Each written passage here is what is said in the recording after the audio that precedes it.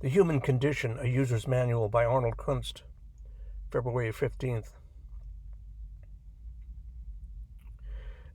Let me love you a little more before you're not little anymore. Anonymous. Little Johnny Stories 6. By the time my Johnny turned 6, he looked like he was actually maturing. Somehow he had become a hard worker.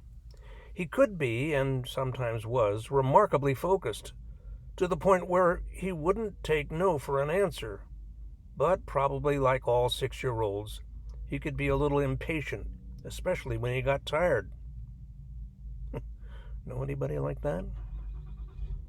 Anyway, during what might be called his jigsaw puzzle phase, I bought him a 75-piece Donald Duck puzzle. He really liked doing puzzles, but 75 pieces probably represented a greater challenge than he could handle at that age. It was certainly more complicated than anything he had ever tried up to that point. He made a promising beginning. He had learned to turn all the pieces face up, then to lay each one flat on the table so no part of a piece was covered by another piece. Then he connected all the edge pieces, then Donald, then the buildings, and the people in the background, and the grass. Eventually, all he had left was maybe 20 pieces that represented the blue sky, a remarkably uniform blue sky. I remember he looked like he was getting tired and a little crabby.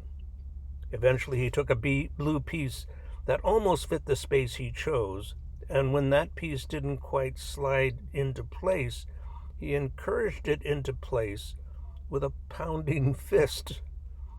Eventually he found that he had a relatively small number of blue pieces left and just a few spaces for them to fit into, but no matter how he adjusted here and rearranged there, for some reason none of those remaining pieces would fit in any of the spaces. The moral of the story: it takes more than a can-do attitude and determination to get the job done. Sometimes it takes a little patience and the capacity to walk away from a quick fix that doesn't, fix. Arnold Kunst.